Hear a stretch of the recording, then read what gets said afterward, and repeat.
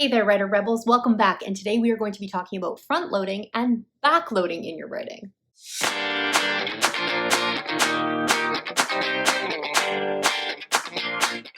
Hey there everyone, it's me, Scarlett Kol, young adult author, YouTuber, and storyteller, and I am back with my Back to School Author Academy to talk about literary devices. Today we are going to be talking about front loading and backloading in your writing, and I can't wait to talk about this one as it has a really great example that I love to use. So I'm really pumped to talk about this, but before we get started, I just want to thank everybody who's been coming back video after video on this Literary Author Academy. Before we get into it, I just want to thank everybody for coming back. If you've just joined me for this particular series, you can check it out in the playlist if you've missed any of the videos.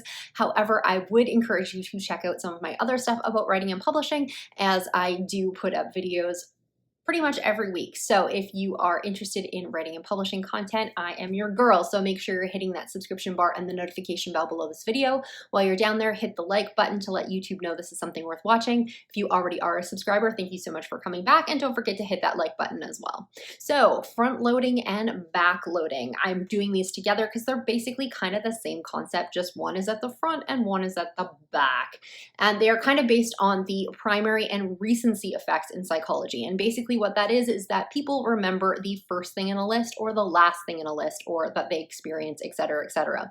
If you've seen anything about interviews, they always say to try and get the first or the last interview or audition or whatever, because people tend to remember the first thing that they see or the last thing that they see. So when we are using this in terms of writing, we are going to want to maximize these spots where we have opportunities to be front loading or putting information or key information at the front of a passage, sentence, etc., or using the end of that passage to convey information. So we can use this in various different ways. It is a very versatile literary device to use. So you could technically use it on the sentence level. If you are starting your sentences with your subjects or most important information, then obviously that's going to be remembered a little bit better. If you are ending your sentences with the most important information, then that's going to be backloading and having the same sort of effect. So for instance, if you have a sentence where you are giving a list of things that you want your reader to know about, the things that you are putting at the beginning of that list and at the end of that list are going to be the ones that people are going to remember the most. So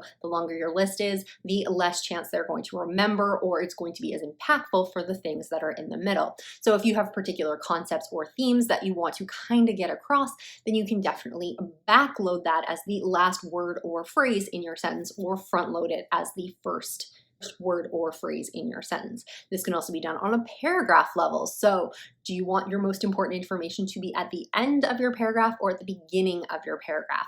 Either of those are going to have a little bit more effect than the stuff that's going to be in the middle. If you are using this, you can definitely combine these two, where you are front loading or back loading your sentences and then your paragraphs to have a double punch. For instance, if you have a particular word that you want to repeat, which is a different literary device in itself, but you can combine those in the sense of, let's say it is the last word of the last sentence of your paragraph, and you use that same word as the last word of the last sentence of the next paragraph and potentially the next, depending on exactly what you're trying to do and what kind of style of writing you have. So this could really hammer home a particular point, a particular word, or a particular concept. You can also do that up front, having it as the first word or the first phrase of every single paragraph on a particular page. A good example of this is in The Raven King by Maggie Stiefvater. She does use the phrase, "and it was this," and she has that as the first line before some description in a particularly short chapter. It's a very poignant chapter and very impactful, but there really isn't a lot to the chapter itself other than description. So by putting the "and it was this" for sequential paragraphs, as well as the first line in each paragraph, it really stands out to the reader, and is this fun, almost kind of gimmicky thing that she does, but it makes that chapter stand out so well. Out of 4 books, it's the one I remember probably the most, so clearly she did a very good job. The other thing you can do, obviously, is move that to a chapter level. So if you've done any sort of technical writing, you probably understand that when you are doing a piece of work technically, you probably want to have a thesis statement at the front and a conclusion at the end. We aren't necessarily going to be doing it in that summarizing kind of way when you're writing a book, but sometimes you want to. Sometimes you want people to get the point. right at the beginning of the chapter or right at the end of the chapter. So by front loading your information in the first paragraph at the beginning of your chapter, you're going to get that point across, or having it at the end is really going to help sum up what you've had in the prior prose that you've written in between the beginning and the end of your chapter.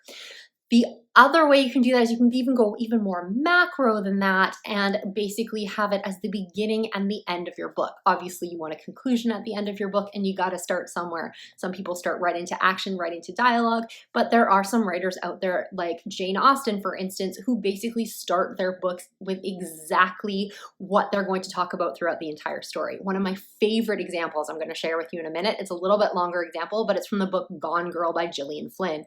I really like Gillian Flynn's writing, and after reading Gone Girl, I went and read all of the rest of her books, and fortunately she didn't have a huge backlist, so it didn't take me that long, but I absolutely love the beginning of Gone Girl. And if I'm not going to spoil it for anyone, but I'm going to read this out to you guys and kind of discuss how she is front loading this information in her book. So here we go. When I think of my wife, I always think of her head, the shape of it to begin with. The very first time I saw her, it was the back of the head I saw, and there was something lovely about it, the angles of it, like a shiny, hard corn kernel or a riverbed fossil. She had what the Victorians would call a finely shaped head. You could imagine the skull quite easily. I'd know her head anywhere. And what's inside it? I think of that too. Her mind, her brain, all those coils and her thoughts shuttling through those coils like fast, frantic centipedes. Like a child, I picture opening her skull, unspooling her brain and sifting through it, trying to catch and pin down her thoughts. What are you thinking, Amy? The question I've asked most often during our marriage, if not out loud, if not to the person who could answer. I suppose these questions storm cloud over every marriage. What are you thinking? How are you feeling? Who are you? What have we done to each other? What will we do?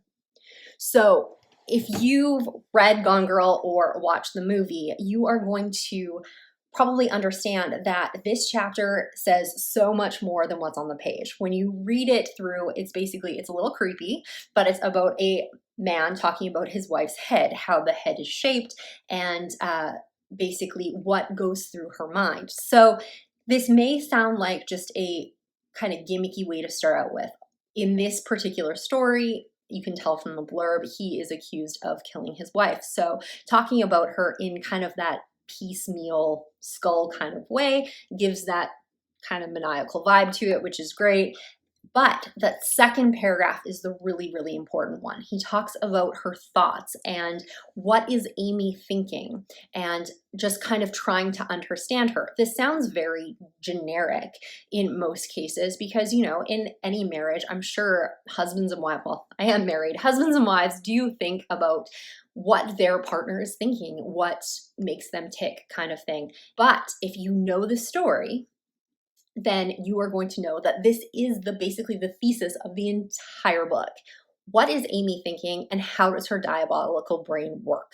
That is, if you could answer that question, you have that entire story nailed down in that one particular paragraph. When I read it the first time, obviously it had that atmosphere to it. Like I said in the beginning about talking about her head seems a little abstract. It's not something you normally see when you open up a book. However, after reading it, and then going back to read this section, it says so much more about the book. She has basically front-loaded the entire concept of what she's going to be writing about in that second paragraph. So this is a really large example of how you can use that to really set the tone of your book and to almost add like an Easter egg for the reader. So anybody who reads this a second time or a third time is going to pick up so much more about it when they read it through again. So this is an example of how you can use it on more of a macro level on your entire book. I'm not going to give an example of backloading in this case because most people probably see that in books anyway. You're going to conclude things, you're going to wrap things up. The ending is usually pretty bang on to give you that last final image. A lot of authors already know to do that without knowing specifically what they're doing. They're just concluding their story. So these are some examples of how you can use front loading and backloading in your prose. So why would you want to do that? Well, there's a lot of reasons that you might want to use front loading and backloading in its various different levels. And number one is foreshadowing. So you could use this in any particular type of story, but obviously mysteries and thrillers are going to benefit the most from foreshadowing. If there is something that you want your reader to remember later, then it is a good plan to front load or backload that word. So let's say, for instance, you have a situation where somebody is unloading a backpack and they have various things in their backpack, but they also have a gun in their backpack. You could bury the word gun in the middle of the list of things that they're pulling out, or you can have it as the last thing in that sentence. That way, the reader is going to remember that gun. So when that person pulls out that gun 5 chapters later, or we have a murder later, we are going to remember back to, hey, Bobby Joe pulled a gun out of their backpack, because we're going to remember that point a whole lot more. So you can use it within your sentences or within your paragraphs to foreshadow things that are coming up.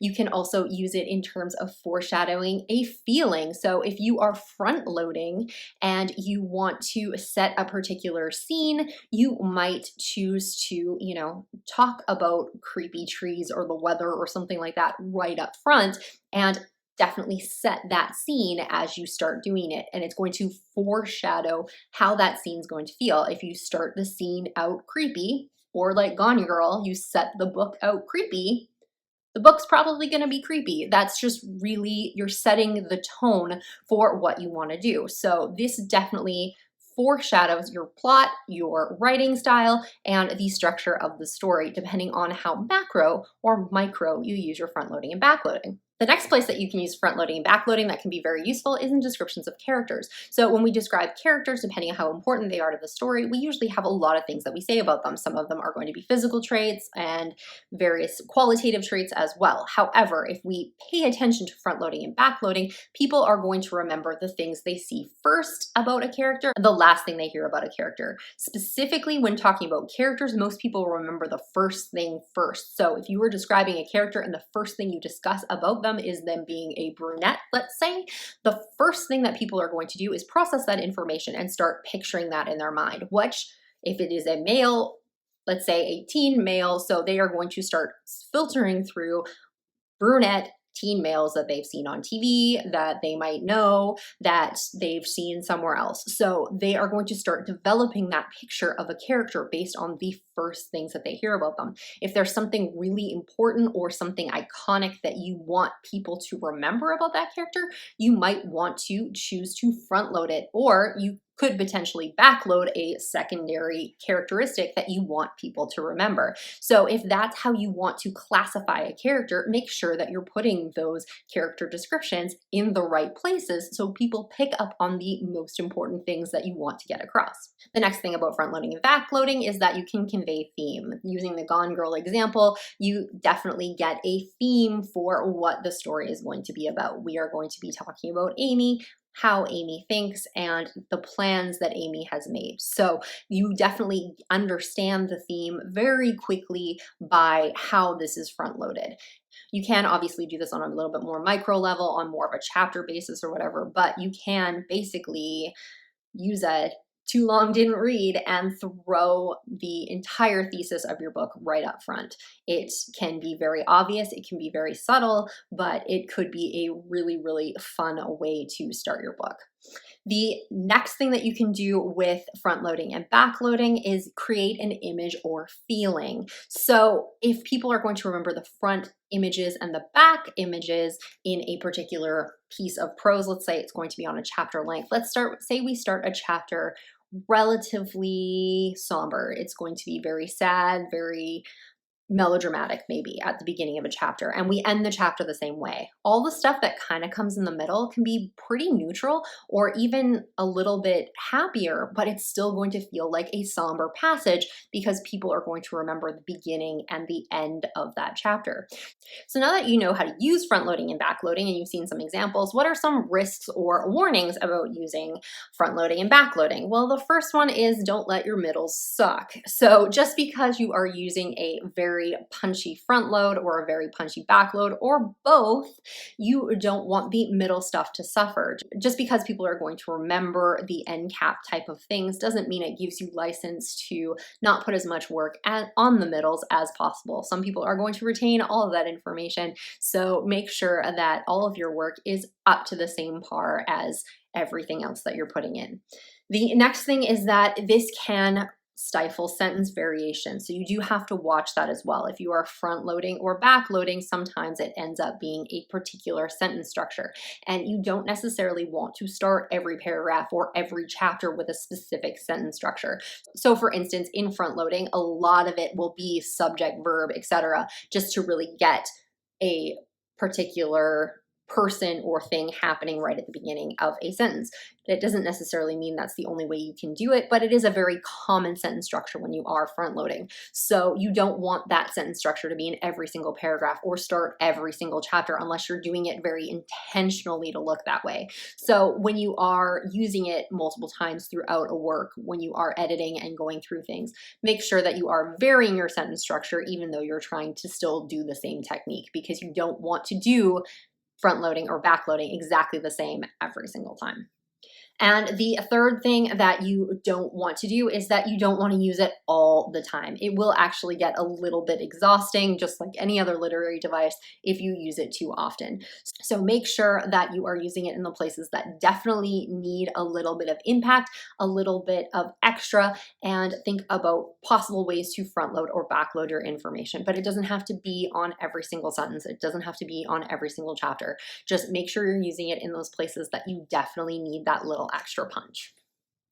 All right, so those are my tips on front loading and back loading. I hope you enjoyed this video, and I hope you're enjoying this Back to School Author Academy series. If you liked this video, make sure you're hitting the thumbs up below this video, and if you're not a subscriber, you can hit that subscription bar and the notification bell while you're down there.